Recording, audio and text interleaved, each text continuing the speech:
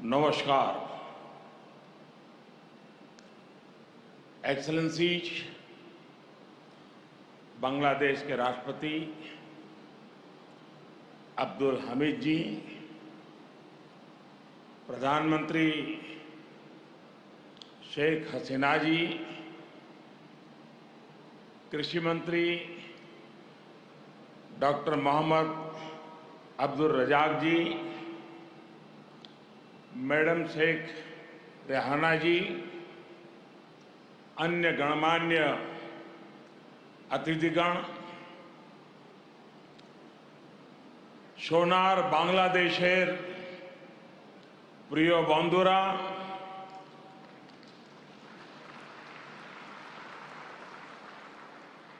आप सभी का ये स्नेह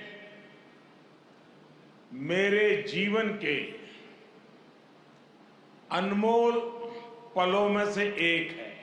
আজকের এই মুহূর্তটি আমার জীবনের मुझे खुशी है মুহূর্তগুলোর মধ্যে একটি হয়ে থাকবে। कि बांग्लादेश की विकास यात्रा के इस अहम আমি অত্যন্ত पड़ाव খুশি में হয়েছি যে বাংলাদেশ आपने তার এই অত্যন্ত मुझे भी গুরুত্বপূর্ণ शामिल किया।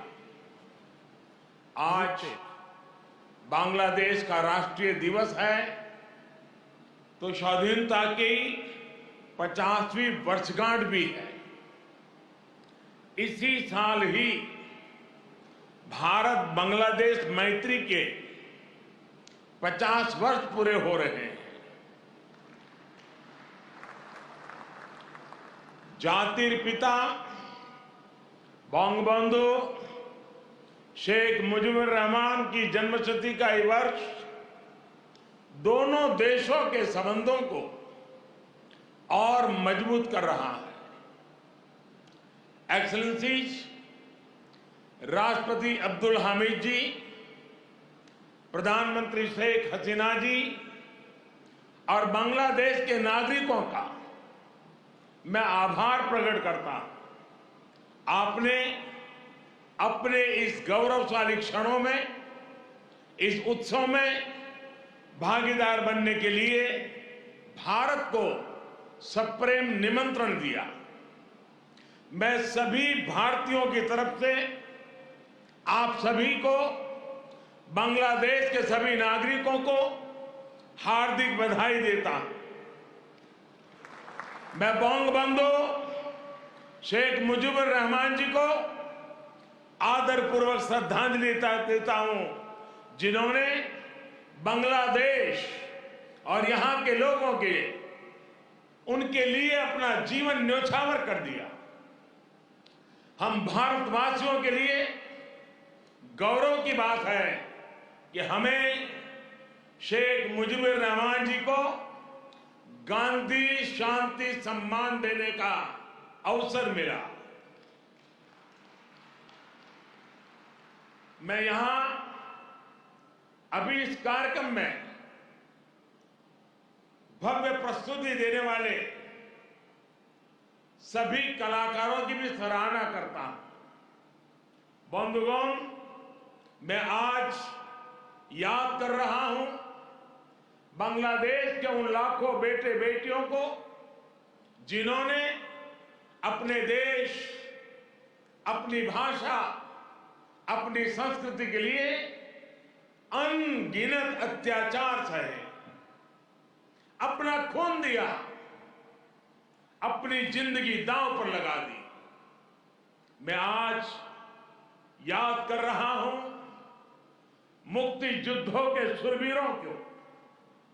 मैं आज याद कर रहा हूं शहीद धीरेंद्रनाथ दत्तो को, शिक्षाविद रफीकुद्दीन अहमद को, भाषा शहीद सलाम, रफीक, बरकत, जब्बार और शाफिऊर जी को। मैं आज भारतीय सेना के उन वीर जवानों को भी नमन करता हूं जो मुक्ति युद्धों में बांग्लादेश के भाई बहनों के साथ खड़े हुए थे, जिन्होंने मुक्ति युद्ध में अपना लहू दिया, अपना बलिदान दिया और आजाद बांग्लादेश के सपने को साकार करने में बहुत बड़ी भूमिका निभाई। Field marshal Sam Manekshaw, general Arora, general Jacob, lance naik Albert Ekka, group captain Chandan Singh, captain Mohan Narayan Rao Samant, ऐसे अनगिनत कितने ही वीर हैं जिनके नेतृत्व और साहस की कथाएं हमें प्रेरित करती हैं। बांग्लादेश सरकार द्वारा इन वीरों की स्मृति में आशुगंज में वॉर मेमोरियल समर्पित किया गया है। मैं इसके लिए आपका आभार व्यक्त करता हूं। मुझे खुशी है कि मुक्ति युद्धों में शामिल कई भारतीय सैनिक आज विशेष रूप से इस कार्यक्रम में मेरे साथ उपस्थित भी हैं। बांग्लादेश के मेरे भाई और बहनों, यहां की नौजवान पीढ़ी को मैं एक और बात याद कराना चाहूंगा और बड़े गर्व के साथ याद दिलाना चाहता हूं। बांग्लादेश की आजादी के लिए संघर्ष में, उस संघर्ष में शामिल होना मेरे जीवन के भी पहले आंदोलनों में से एक था। मेरी उम्र 20-22 साल रही होगी जब मैंने और मेरे कई साथियों ने बांग्लादेश के लोगों की आजादी के लिए सत्याग्रह किया था। बांग्लादेश की आजादी के समर्थन में तब मैंने गिरफ्तारी भी दी थी और जेल जाने का अवसर भी आया था। यानी बांग्लादेश की आजादी के लिए जितनी तड़प इधर थी उतनी ही तड़प उधर भी थी। यहां पाकिस्तान की सेना ने जो जघन्य अपराध और अत्याचार किए, वो तस्वीरें विचलित करती थी। कई दिन तक सोने नहीं देती थी। गोविंद हल्दर जी ने कहा था, एक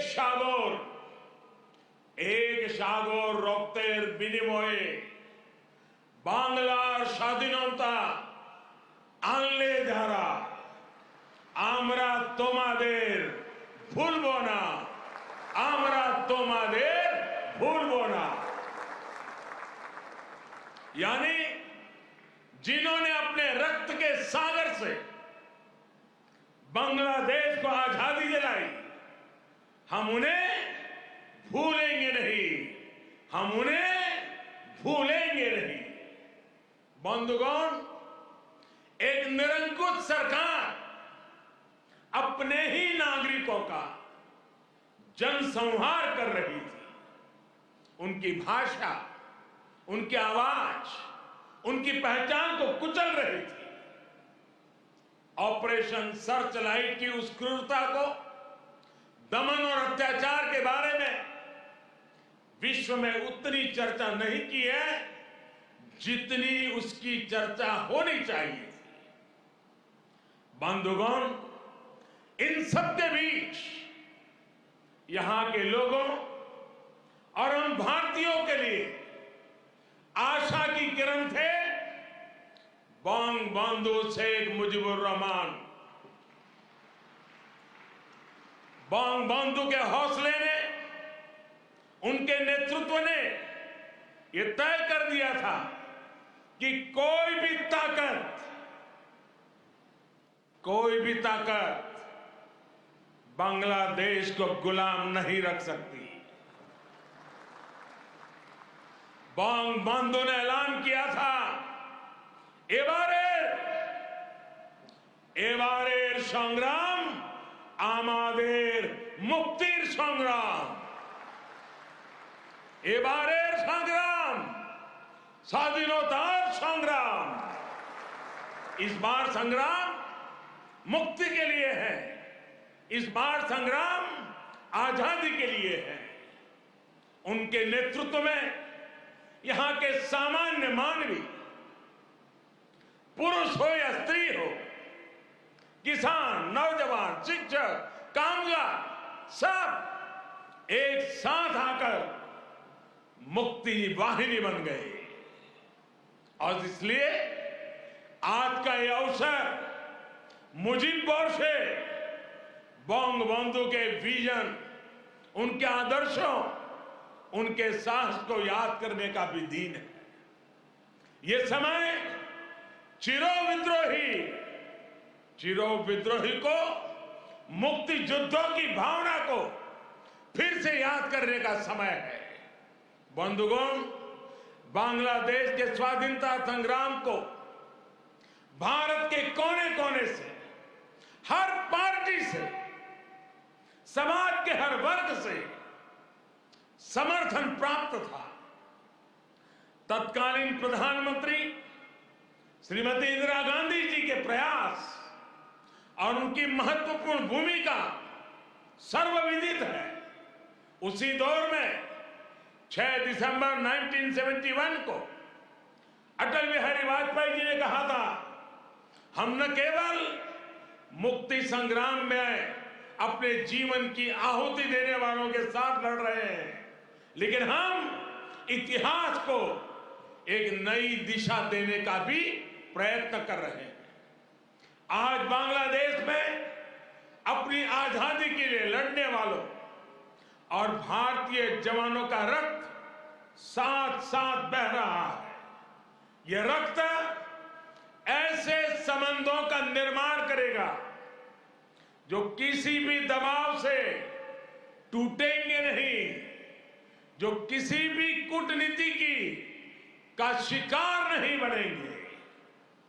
हमारे पूर्व राष्ट्रपति प्रणब मुखर्जी जी, प्रणबदा ने कहा था, बंगबंधु को उन्होंने एक टायरलेस स्टेटसमैन कहा था। उन्होंने कहा था कि शेख मुजीबुर रहमान का जीवन धैर्य, प्रतिबद्धता और आत्मसंयम का प्रतीक है। बंधुगण, ये एक सुखद संयोग है कि बांग्लादेश के आजादी के 50 वर्ष और भारत की आजादी के 75 वर्ष का पड़ाव एक साथ ही आया है। हम दोनों ही देशों के लिए 21वीं सदी में अगले 25 वर्षों की यात्रा बहुत ही महत्वपूर्ण है। हमारी विरासत भी साझी है, हमारा विकास भी साझा है, हमारे लक्ष्य भी साझे हैं, हमारी चुनौतियां भी साझी है। हमें याद रखना है कि व्यापार और उद्योग में जहां हमारे लिए एक जैसी संभावनाएं हैं, तो आतंकवाद जैसे समान खतरे भी हैं। जो सोच और शक्तियां इस प्रकार की अमानवीय घटनाओं को अंजाम देती हैं, वो अब भी सक्रिय है। हमें उनसे सावधान भी रहना चाहिए और उनसे मुकाबला करने के लिए संगठित भी रहना होगा। हम दोनों ही देशों के पास लोकतंत्र की ताकत है, आगे बढ़ने का स्पष्ट विजन है। भारत और बांग्लादेश एक साथ मिलकर आगे बढ़े, इस पूरे क्षेत्र के विकास के लिए उतना ही जरूरी है। और इसलिए आज भारत और बांग्लादेश दोनों ही देशों की सरकारें इस संवेदनशीलता को समझकर इस दिशा में सार्थक प्रयास कर रही है। हमने दिखा दिया है कि आपसी विश्वास और सहयोग से हर एक समाधान हो सकता है। हमारा लैंड बाउंड्री एग्रीमेंट भी इसी का गवाह है। कोरोना के इस कालखंड में भी दोनों देशों के बीच बेहतरीन तालमेल रहा है। हमने सार्क कोविड फंड की स्थापना में सहयोग किया। अपने ह्यूमन रिसोर्स की ट्रेनिंग में सहयोग किया। भारत को इस बात की बहुत खुशी है कि made in India vaccine Bangladesh के हमारे बहनों और भाइयों के काम आ रही है। मुझे याद है वो तस्वीरें जब इस साल 26 जनवरी को भारत के गणतंत्र दिवस पर बांग्लादेश आर्म फोर्सेस के ट्राई सर्विस कंटिजेंट ने शोनो एक्टिर मुजिबोरेर थे के इस धुन पर दिल्ली में परेड की थी। भारत और बांग्लादेश का भविष्य सद्भाव भरे, आपसी विश्वास भरे ऐसे ही अनगिनत पलों का इंतजार कर रहा है। साथियों, भारत बांग्लादेश के संबंधों को मजबूत करने के लिए दोनों ही देशों के यूथ में बेहतर कनेक्ट की भी उतना ही आवश्यक है। भारत बांग्लादेश संबंधों के 50 वर्ष के अवसर पर मैं बांग्लादेश के 50 एंटरप्रेन्योर्स को भारत आमंत्रित करना चाहूंगा। ये भारत आए, हमारे स्टार्टअप और इनोवेशन इकोसिस्टम से जुड़े वेंचर कैपिटलिस्ट से मुलाकात करें। हम भी उनसे सीखेंगे, उन्हें भी सीखने का अवसर मिलेगा। मैं इसके साथ साथ बांग्लादेश के युवाओं के लिए सुवर्णो जयंती स्कॉलरशिप की घोषणा भी कर रहा हूं। साथियों, बंगबंधु शेख मुजीबुर रहमान जी ने कहा था, बांग्लादेश इतिहासे স্বাধীন রাষ্ট্র হিসেবে টিকে থাকবে বাংলাকে দাবিয়ে রাখতে পারে এমন কোন শক্তি নাই। बांग्लादेश स्वाधीन होकर रहेगा। किसी में इतनी शक्ति नहीं है कि बांग्लादेश को दबा करके रख सके। बंगबंधु का यह उद्घोष बांग्लादेश के अस्तित्व का विरोध करने वालों को चेतावनी भी थी और बांग्लादेश के सामर्थ्य पर विश्वास भी था। मुझे खुशी है कि शेख हसीना जी के नेतृत्व में बांग्लादेश दुनिया में अपना दमखम दिखा रहा है। जिन लोगों को बांग्लादेश के निर्माण पर ऐतराज था, जिन लोगों को बांग्लादेश के अस्तित्व पर आशंका थी, उन्हें बांग्लादेश ने गलत साबित किया है। साथियों, हमारे साथ काजी नजरुल इस्लाम और गुरुदेव रविंद्रनाथ ठाकुर की समान विरासत की प्रेरणा है। गुरुदेव ने कहा था, काल नहीं आमादेर हाथे काराकारी कोरे ताई शबे मिले देरी कारो नहीं शहे को भू। यानी हमारे पास गंवाने के लिए समय नहीं है, हमारे पास बदलाव के लिए आगे बढ़ना ही होगा। अब हम और देर नहीं कर सकते। ये बात भारत और बांग्लादेश दोनों पर समान रूप से लागू होती है। अपने करोड़ों लोगों के लिए, उनके भविष्य के लिए, गरीबी के खिलाफ हमारे युद्ध के लिए, आतंक के खिलाफ लड़ाई के लिए हमारे लक्ष्य एक है। इसलिए हमारे प्रयास भी इसी तरह एकजुट होने चाहिए। मुझे विश्वास है भारत बांग्लादेश मिलकर तेज गति से प्रगति करेंगे। मैं एक बार फिर इस पावन पर्व पर बांग्लादेश के सभी नागरिकों को अनेक अनेक शुभकामनाएं देता हूं और हृदय से आप सभी का बहुत बहुत धन्यवाद करता हूं। भारत बांग्लादेश मैत्री चिरोजीवी हो। इन्हीं शुभकामनाओं के साथ मैं अपनी बात को समाप्त करता हूं। जय बांग्ला, जय हिंद।